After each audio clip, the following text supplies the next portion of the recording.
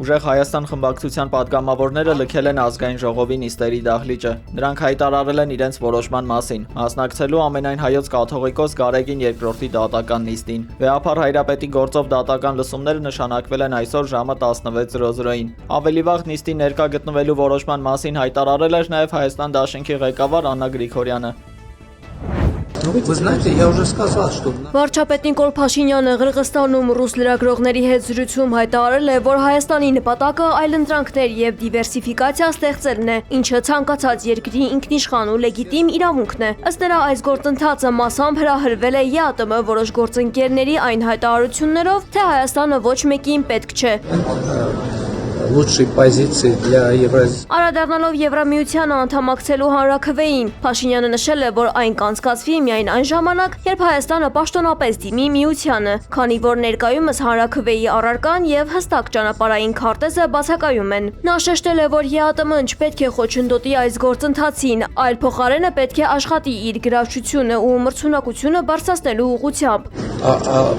Сначала нужно создать выбор. Փաշինյանը պնդել է, որ հայկական ապրանքների դեպի Ռուսաստան մատակարարումների սահմանափակումները Հայաստանում ԵԱՏՄ-ի նկատմամբ բացասական ընկալում են առաջացնում։ Նա նախազգուշացրել է, որ առանց հիմնարար սկզբունքների իրագործման ԵԱՏՄ-ն կհայտնվի խորը ճգնաժամում եւ գործնականում ստացվում է, որ կառույցը չի աշխատում։ Սա ավելի մեծ խնդիր է հենց կազմակերպության, այլ ոչ թե Հայաստանի համար։ Փաշինյանը նշել է, որ Հայաստանին որևէ բան պարտադրելու լծակները չեն գտնվում ոչ արևմուտքում, ոչ արևելքում եւ ոչ էլ Բրյուսելում։ Уважаемый Николай Владимирович, рад приветствовать вас. Ղրղստան կատարած այցի ընթացքում Նիկոլ Փաշինյանը հանդիպել է նաև երկրի նախագահ Սադիր Ժապարովի հետ։ Ժապարովը բարձր է գնահատել հարավային Կովկասում բարիդրացիական մթնոլորտ եւ կայունություն հաստատելու Փաշինյանի ջանքերը, կարևորելով երկկողմ հարաբերությունների հետագա զարգացումը։ Փաշինյանը նշել է, որ թեև լոգիստիկ խնդիրների պատճառով երկու երկրների միջև ապրանքաշրջանառության ծավալները մեծ չեն, սակայն դրական տեղաշարժ է նկատվում եւ տրանսպորտային ոլորտում համագործակցությունը կնպաստի փոխադարձ առևտրի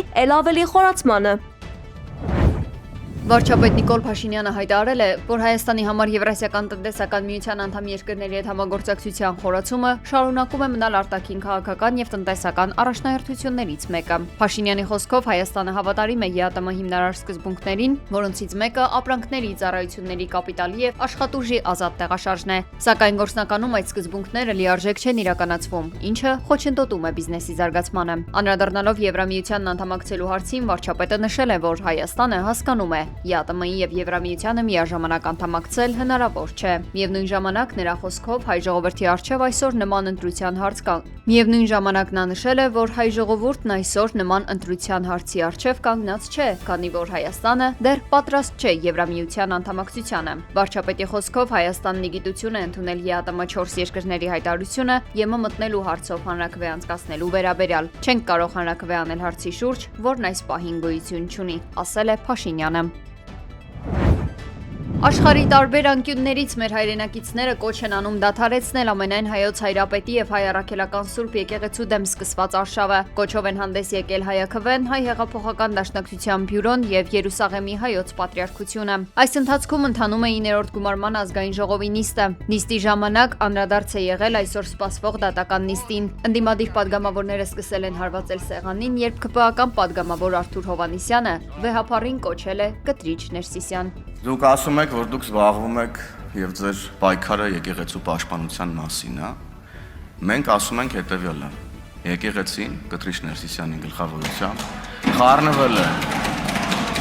Հարգելի գործընկերներ, դուք հիմա խանգարում եք ելույթ ունեցողին։ Ես ենթադրում եմ, որ եթե դուք շարունակեք նման կերպ, քաղաքացիական պայմանագիրներ կարող է ասենք ամեն անգամ ինչ որ բան ասեք, դուրները չկա նույնը անել։ Ուր կհասնենք մենք այդպես։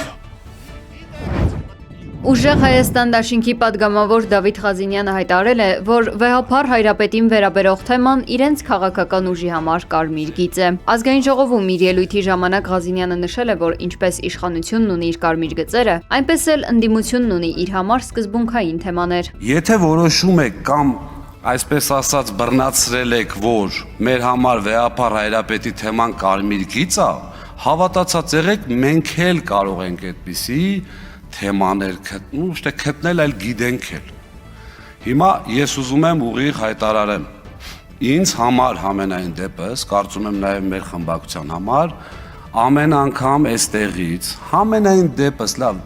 հավատքի առումով չեմ ասեմ անձնագրայինով ոչ անձնագրային տվյալներով անազգայուն հրապարակելը ես համարելու եմ պրովոկացիա։ Ղազինյանի ելույթից հետո Ռուբեն Ռուբինյանը որոշել է ազգային ժողովի նախագահի դիրքից բացատրել, ինչը կարելի է վիրավորանք համարել, կրկին առաջ տանելով իրենց կուսակցության թեզը, թե կուսակրոնության ուխտը խախտած հոգևորականը չի կարող լինել կաթողիկոս։ Պարոն Ղազինյան, քանի որ անդրադարձակ նիստի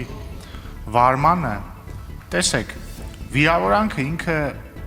սուբյեկտիվ բան չի, օբյեկտիվ բան է։ Վիրավորանքը, կարմիր գիծը, օրինակ ոչ մեկի մոտ հարց չի առաջանա, չէ՞ որ օրինակ ես ասեմ եւ բոլորս ասենք, որ չի կարելի այստեղ կանգնել եւ մեկին ասել այս սրիկ է, դա օբյեկտիվորեն վիրավորանք է։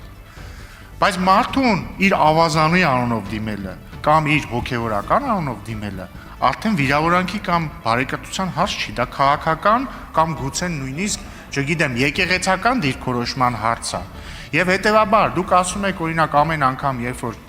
ձեր նշած անձին դիմեք ավազանի անունով ես դա համարել եմ պրովոկացիա, եկաներեք նույն տրամաբանությամբ էլ կարող է պարոն Հովհաննիսյանի մեջ համարել հակառակն է կարմիր գիծ, կարող է իր համար կուսակրոնության ուխտը խախտածին եկեղեցական անունով դիմելն է կարմիր գիծ ու կարող է ինքն էլ դա համարի ներողություն Եվ հետևաբար հիմա կարող է ստեղծվել իրավիճակ, որ օրինակ ձեր նշած անձին եւ ամեն անգամ երբ որ եկեղեցական անունով դիմեն, քաղաքացիական պայմանագիր խմբակցությունը, որը համարում է, որ ձեր նշած անձը կուսակրոնության ուխտը խախտել է եւ հետևաբար իրան հնարավոր չի դիմել այդ անունով, դա էլ համարի պրովոկացիա։ Եվ հետևաբար ես առաջարկում եմ չգնալ այդ ճանապարհով եւ այո, դուք բոլորդ արդարացիորեն կարող եք եւ պետք է ակնկալեք, որ այս ամբողջ չհնչի վիրավորանք եւ այս ամեն ինչ կարող է պես լինի, բայց եկեք համաձայնենք, վիրավորանքներն է ինչ որ օբյեկտիվ է, ինչը որ քաղաքական դիրքորոշման հարց է, դա արդեն վիրավորանք չի։ ԿՊ-ն դատում է ձեր հորը, ձեր որդուն եւ Սուրբ Հոգուն։ Այսպես է արձագանքել ուժեղ Հայաստան դաշինքի падգամավոր Գառնիկ Դավթյանը ամենայն հայոց հայրապետին դատելու ներկայիս իշխանությունների որոշմանը։ Նա շեշտել է, որ դարեր շարունակ հայ ժողովուրդը պահպանել է իր գոյությունն ու մշակույթը հենց եկեղեցու շնորհիվ։ Երբ այն ժամանակ հռոմեացիները խաչում են Հիսուս Քրիստոսին, դուք հիմա խաչում եք Հիսուս Քրիստոսի ժառանգած հավատը եւ այն խաչը, որը համարվում է փրկության գործիք։ Նորին Սուրբ Օսություն Տեր Գարեգին II ամենայն հայոց կաթողիկոսը եւ Գերագույն խորհրդի հոգեվոր 6 անդամ, այսինքն եպիսկոպոսները, Նաթան arczepiskopos Հովհաննիսյանը, Հայկազուն arczepiskopos Նաջարյանը, Մուշեղ եպիսկոպոս Բաբայանը, Հովնան եպիսկոպոս Հակոբյանը, Մակար եպիսկոպոս Հակոբյանը, Վահան եպիսկոպոս Հակոբյանը դատվում են գիտեք ինչի համար։ Երկու պատճառով։ Առաջինը, որ իրենք չեն գնացել Հուդայի ճանապարհով, չեն ենթարկվել այդ բերկրանքին շակերտների մեջ, եւ ամենակարևորը, չեն ենթարկվել Հարավային Կովկասի մուսուլմանների նախագահ Ալաշուքյուր Փաշազադեի հրամաններին։ Дорогие друзья, Հայաստանի կառավարությունը պատրաստակամություն է հայտնել պատասխանատու գերատեսչության միջոցով հանդիպում կազմակերպել Բաքվում ապօրինի պահվող Ռուբեն Վարդանյանի կնոջ Վերոնիկա Զոնաբենդի հետ։ Նյուզեյմի գրավոր հարցմանն ի պատասխան գործադիվից հայտնել են, որ կապ է հաստատվել տիկին Զոնաբենդի հետ եւ փոխանցվել են համապատասխան պաշտոնատար անձի կոնտակտային տվյալները իրեն հարմար ժամանակ հանդիպումը կազմակերպելու համար։ У нас сегодня тема Ռուսաստանի նախագահ Վլադիմիր Պուտինը անվտանգության խորհրդի անդամների հետ օպերատիվ խորհրդակցություն է անցկացրել։ Նիստի գլխավոր թեման եղել է հնարավոր ահաբեկչական հարձակումներից կարևոր ենթակառուցվածքների պաշտպանությանը ուղղված լրացուցիչ միջոցառումների կիրառումը։ Հիմնական զեկուցողը անվտանգության դաշնային ծառայության տնօրեն Ալեքսանդր Բորտնիկովն է եղել։ Իսրայելի եւ Լիբանանի միջև երրորդյա բանակցությունների 7-րդ փուլը ավարտվել է, որպես հիմնական ձեռքբերում լուծվել են ընթացակարգային հարցերը, փոխանակվել են բանտարկյալների ցուցակները, ընտրվել է այն հնարավոր միջնորդների շրջանակը, որոնք ապագայում պետք է իրականացնեն գործընթացի մոնիթորինգը։ Կողմերի միջև սակայն շարունակում է պահպանվել լուրջ տարաձայնություններ։ Լիբանանը պահանջում է երկրի հարավում ստեղծել լրացուցիչ անվտանգության գոտի։ Իսրայելական կողմը պնդել է, որ մինչև նոր պահանջների քննարկումը անհրաժեշտ է նախ ավարտին հասցնել ստուգումները արդեն իսկ գոյություն ունեցող 2 պիլոտային գոտիներում։ Երկրները պայմանավորվել են, որ բանակցային գործընթացը կլինի շարունակական, իսկ պատվիրակությունների հաջորդ հանդիպումը նախատեսվել է սեպտեմբերի 1-ին։ Դամասկոսում միկրոավտոբուսում տեղի ունեցած պայթյունի հետևանքով 2 մարդ զոհվել է, 13-ը վիրավորվել, հայտնել են Սիրիայի առողջապահության նախարարությունից։ Նախնական տեղեկություններով միկրոավտոբուսում պայթուցիկ սարք է պայթել։ Բանգկոկի դպրոցներից մեկում հրաձգություն է տեղի ունեցել։ Զոհվել է 7 մարդ, 3 ուսուցիչ, 3 աշակերտ եւ հրաձիգը, հայտնել է ոստիկանությունը։ Բացի այդ 2 մարդ ծանր վիրավորում է ստացել, 15-ը ավելի թեթև։ Կրակոցները արձակել է 9-րդ դասարանի մի աշակերտ։ Նախնական տեղեկությամբ նա ինքնասպան է եղել։